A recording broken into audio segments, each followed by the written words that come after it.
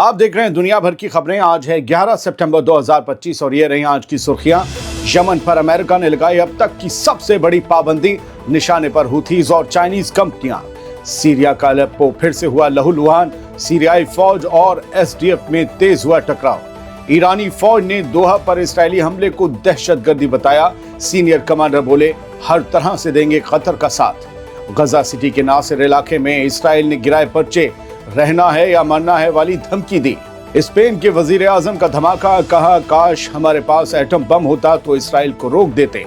West Bank में भी हालात खराब, इस्राएल ने फतह मूवमेंट के लीडर्स को किया गिरफ्तार। सेटलर्स ने जलाए फलस्तीनियों के गांव। और पोलैंड का बड़ा कदम, रूस बेलारूस की मशकों के जवाब में बॉर्डर पर 40,000 फौजी करेगा तैनात। इन हेडलाइंस के अलावा भी हैं और कई अहम खबरें। आजाद बोल इंडिया आप देख रहे हैं, आपका खैर मकदम है। मैं हूं आदिल खान आजाद और स्पेशल प्राइम टाइम शो है ये दुनिया भर की खबरें। तो चलिए शुरू करते हैं तफसील से खबरों का ये सिलसिला, लेकिन सबसे पहले कुछ अहम अपडेट्स सुन लीजिए। इस्राएल का जानलेवा हमला जो कतर पर हुआ, उसके लिए रीजनल दोस्त हुकूमतें मैदान में उतर आए हैं, यानी कि अरब ममालिक मैदान में उतर आए हैं। इधर कतर के अमीर ने दोहा हमले में मारे गए 6 अफराद के जनाजे में शिरकत की, जबकि कतर के वजीर आज़म ने इस्राएली वजीर आज़म बेंजामिन नेतन्याहू को रियासती दहशतगर्दी का मुजरिम करार देते हुए कहा कि उसे इंसाफ के कटघरे में लाया जाना चाहिए। ये सारा वाक़या उस वक्त हो रहा है जब यूएन की सिक्योरिटी काउंसिल का इमरजेंसी इजलास बुलाया गया है, जिसमें इसराइल के हमले और उसकी जंगो जुल्म पर बहस की जाएगी। इधर गजा पट्टी पर इसराइली फौज की बमबारी का सिलसिला जारी है। आज जुमेरात को भी दर्जनों फलस्तीनी मारे गए, जिनमें से कई ऐसे लोग भी शामिल थे जो मदद और खाने पीने की चीज़ों के लिए लाइन में खड़े थे। उधर इंसानी हुकूक और इंसानी हिफाजत की तंजीमें इसराइल के उस फरमान पर शदीद इजहार तशवीश कर रही हैं जिसमें 10 लाख से ज़्यादा लोगों को गजा सिटी छोड़ने का हुक्म दिया गया है, जबकि शुमाली गजा से निकलकर जाने वाली आबादी पहले ही गैर महफूज और हद से ज़्यादा भीड़ भाड़ वाले इलाकों में फंसी हुई है। और अब खबरें तफसील से। अमेरिका ने यमन के हौथियों पर पाबंदियों का एक और नया और अब तक का सबसे बड़ा पैकेज लागू कर दिया है। ट्रंप हुकूमत का कहना है कि ये वॉशिंगटन की अब तक की सबसे बड़ी कार्रवाई है, जिसका निशाना सीधे तौर पर ईरान परस्त हौथी ग्रुप को बनाया गया है। यूएस ट्रेजरी डिपार्टमेंट ने ऐलान किया है कि यमन के 32 लोगों और कंपनियों के साथ ही 4 जहाज़ों पर पाबंदियां लगाई गई हैं। इसका मकसद है हुथीज की फंडिंग, स्मगलिंग और अटैक्स ऑपरेशन को रोकना। इसमें कुछ चाइना की कंपनियां भी शामिल हैं, जिन पर इल्ज़ाम है कि उन्होंने हौथियों तक मिलिट्री ग्रेड कंपोनेंट्स पहुंचाए जिनसे हुथीज ने हथियार बनाए। इसके अलावा कुछ ऐसी कंपनियां भी टारगेट हुई हैं जो ड्यूअल यूज सामान, यानी कि सिविल और मिलिट्री दोनों काम आने वाले सामान हुथीज तक पहुंचाती थीं। अमेरिका के ट्रेजरी डिपार्टमेंट के मुताबिक तेल की स्मगलिंग करने वाले नेटवर्क और हुथीज से जुड़ी शिपिंग कंपनियां भी इन पाबंदियों की लपेट में आई हैं। यानी कि साफ है कि अमेरिका हुथीज पर अब पूरी ताकत से शिकंजा कसना चाहता है और वजह साफ है। अमेरिका का मकसद है कि हुथीज को इसराइल पर हमला करने और रेड सी में शिपिंग रूट को डिस्टर्ब करने से रोका जाए। अब बात सीरिया की, जहां अलेप्पो सूबे में हालात फिर से बिगड़ गए हैं। जुमेरात को सीरियन डेमोक्रेटिक फोर्सेस यानी कि एसडीएफ ने अल-शरा की हुकूमत पर इल्ज़ाम लगाया कि उनकी फ़ौज ने दीर हाफिर इलाके में घुसपैठ की कोशिश की, जिसे एसडीएफ ने नाकाम बना दिया। दूसरी तरफ सीरियाई वज़ारत दिफा ने बयान जारी करके कहा कि एसडीएफ ने जरगा मिलिट्री एयरबेस और मस्काना के किनारों से भारी शेलिंग की, जिसका निशाना 2 गांव बने। सीरिया की हुकूमत का कहना है कि इस गोलीबारी में 2 सिविलियन मारे गए और कई लोग जख्मी हुए। सीरिया की डिफेंस मिनिस्ट्री ने इस कार्रवाई को गैर जिम्मेदाराना और नापसंदीदा करार दिया और दावा किया कि उन्होंने फौरन जवाबी कार्रवाई शुरू कर दी। यानी अलेप्पो का मोर्चा फिर से सीरियाई हुकूमत और एसडीएफ के बीच टकराव का नया मैदान बन चुका है।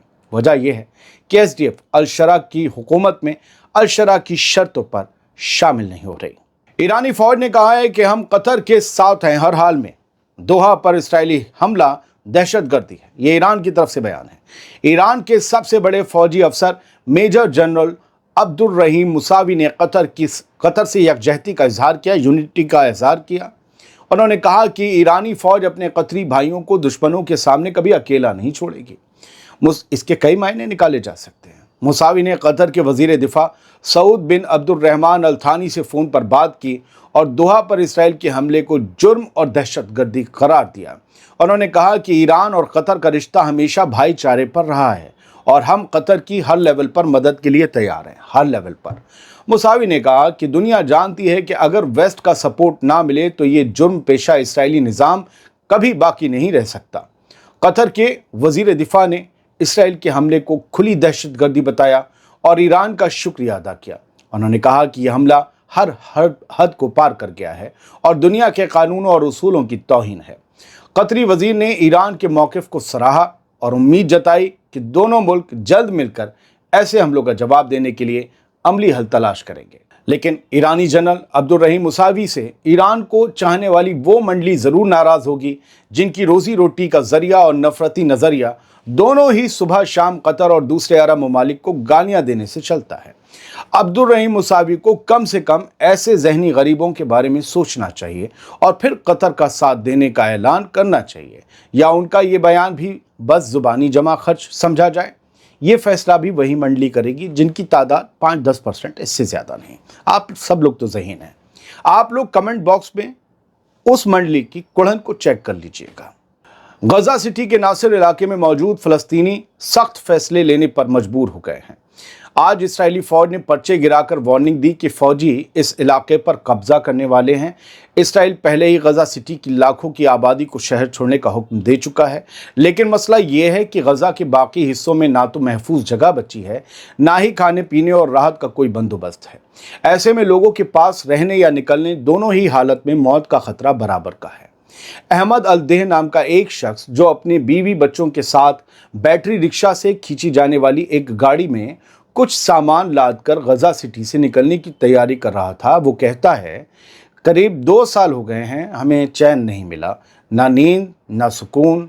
हमारी ज़िंदगी बस जंग के इर्द गिर्द घूम रही है। हमें बच्चों के साथ बैठने तक का वक्त नहीं मिलता। हर रोज़ एक जगह से दूसरी जगह भागना पड़ता है और अब हिम्मत जवाब दे चुकी है। अहमद की तरह करीब 2 लाख फ़लस्तीनी गजा सिटी को छोड़ चुके हैं। ये शहर 10 लाख लोगों का शहर था। उससे 4 गुना ज़्यादा, 2 लाख से 4 गुना ज़्यादा अब भी शहर में ही हैं, जिन पर हर वक्त मौत का साया मंडरा रहा है। अपने ही मुल्क में बार बार दर बदर होना जैसे फ़लस्तीनियों का मुकद्दर बन गया है, और जो हिजरत नहीं करते वो दुनिया से रुखसत हो जाते हैं। इसराइल ने गजा सिटी पर भारी बमबारी जारी रखते हुए पूरे इलाके को आग और खून में झोंक दिया है। जगह जगह धमाकों और शहीदों की खबरें आती जा रही हैं। इसराइल के डिफेंस मिनिस्टर इसराइल काट्स ने फिर धमकी दी है कि अगर हमास ने जंगबंदी की शर्तें नहीं मानी तो गजा सिटी को तबाह कर दिया जाएगा। काट्स ने कहा, इसराइल का लंबा हाथ अपने दुश्मनों तक हर जगह पहुंचेगा, और दोहा पर हुए हालिया हमले का हवाला देते हुए काट्स ने दावा किया कि इसराइल अपने दुश्मन को किसी भी सरजमीन पर मार गिराएगा। स्पेन के वजीर आज़म पेड्रो सांचेज ने इसराइल के खिलाफ हैरत अंगेज बयान देकर पूरी दुनिया को चौंका दिया। उन्होंने कहा कि अफसोस है कि हमारे पास एटमी हथियार नहीं है, वरना इसराइल को गजा की जंग रोकने पर मजबूर कर देते। सांचेज ने साफ किया कि उनकी हुकूमत इसराइल की जारी जंग की मुखालफत करती रहेगी, चाहे उनके पास जियोपॉलिटिकल ताकत कितनी भी लिमिटेड क्यों ना हो। दोस्तों, स्पेन ने इसराइल पर नया आर्म्स एम्बार्गो यानी कि हथियारों की पाबंदी का ऐलान कर दिया है। अब कोई भी जहाज़ या हवाई जहाज़ जिसमें हथियार या मिलिट्री ग्रेड का फ्यूल हो, वो स्पेन की सरजमीन या एयर स्पेस इस्तेमाल नहीं कर सकेगा। अपने बयान में पेड्रो सांचेज ने कहा कि हमारे पास ना एटमी बम हैं, ना एयरक्राफ्ट कैरियर हैं, ना बड़ी ऑयल रिजर्व्स हैं। हम अकेले इसराइल का हमला नहीं रोक सकते, लेकिन इसका मतलब ये नहीं कि हम कोशिश करना छोड़ देंगे। कुछ मकसद ऐसे हैं जिनके लिए लड़ना लाजमी है, चाहे जीत अकेले हमारे बस में ना हो। इस बयान पर इस्राएली हुकूमत ने सख्त रद्द अमल दिया है। हमास ही नहीं, अब फतह मूवमेंट भी इसराइल के निशाने पर है। इसराइली फ़ौज ने वेस्ट बैंक में आज सुबह धावा बोलते हुए कई लोगों को गिरफ्तार कर लिया, जिनमें फतह मूवमेंट के सीनियर अफसर भी शामिल हैं। अब महमूद अब्बास क्या करेंगे? इसी दौरान इसराइली सेटलर्स ने अलग अलग फ़लस्तीनी कस्बों और गाँवों पर हमले किए। बैतुलहम के पास अलमिनिया टाउन में 2 गाड़ियों को आग के हवाले कर दिया गया और टाउन के साउथ गेट के पास लोगों पर हमला भी किया गया। हालांकि किसी के जख्मी होने की खबर नहीं है। दूसरी तरफ इसराइली फ़ौज ने यरूशलेम के नॉर्थ वेस्ट इलाकों में लगातार चौथे दिन छापेमारी जारी रखी। मैं एक एक इलाके की बारीकी या गेट की बारीकी इसलिए बताता हूं कि आप खबर से कनेक्ट हो सकें और इस बात का एतमाद कर सकें कि हाँ, खबर असली है। अगर आप ऐसे करके टाइप करेंगे तो गूगल में आपको असली खबर मिल जाएगी, वरना तो मैं भी रोज़ 80 फौजी, 60 फौजी, 600 फौजी मरवा सकता हूँ, ऐसी कोई खबर नहीं आती।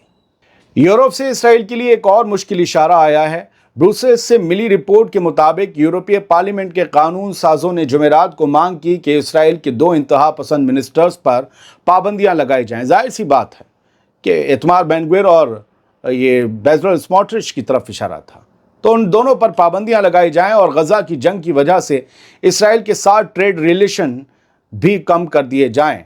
ये यूरोपीय कमीशन की मांग है। ये मांग दरअसल यूरोपीय कमीशन की president Ursula von der Leyen के उस ऐलान के बाद उठी है जिसमें उन्होंने कहा था कल ही कि वो इसराइल के खिलाफ इस तरह का पाबंदी जो है लगाने वाला कदम प्रपोज करेंगी।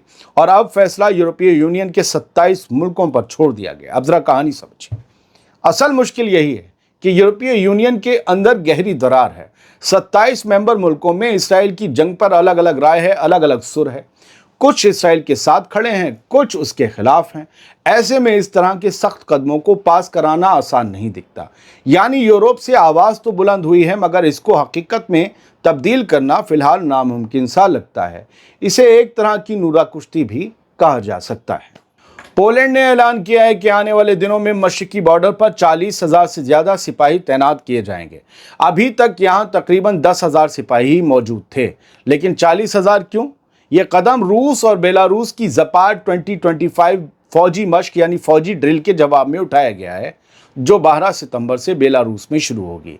पोलैंड को डर लग रहा है तो उसने कहा कि भाई एक्स्ट्रा फौजी हम भेजेंगे, हम भी ड्रिल करेंगे। रूस बेलारूस को ताकत दिखाएंगे कि भैया इधर मत आना, उधर ही उधर रहना। आज 9/11 को 24 साल पूरे हो गए। अमेरिका में 11 सितंबर 2001 को ये हमला हुआ था, 3,000 लोग मारे गए थे। बरसी बरसी मनाई गई, इसकी खबरें आई, हेडलाइंस बनी। लेकिन एक आरटी में आई हेडलाइन, टकर कार्लसन एक बहुत बड़े जर्नलिस्ट हैं अमेरिका के, आप सब जानते होंगे, जो खबरों पर नज़र रखते हैं। उन्होंने क्लेम किया है कि इसराइल के जासूसों को 9/11 के हमलों के बारे में पता था। मुझे पता है आप लोग इस पर बहुत से अपने बयान देंगे, वो कहे नहीं जा सकते इसलिए कि उनकी कोई ऑथेंटिसिटी नहीं है। उनके क्लेम्स हैं, उनकी अभी तक कंफर्मेशन नहीं कि इसमें इसराइल का हाथ था। बाकी हम और आप बहुत कुछ जानते हैं, लेकिन टकर कार्लसन ने कहा है कि इसराइल के जासूस जानते थे। इसका मतलब इसराइल जानता था, और वो एक डॉक्यूमेंट्री लाने वाले हैं बहुत जल्द इस मामले में, और इस बात ने ही हलचल मचा दी है। बहुत बहुत शुक्रिया। सलामत रहिए, खुश रहिए।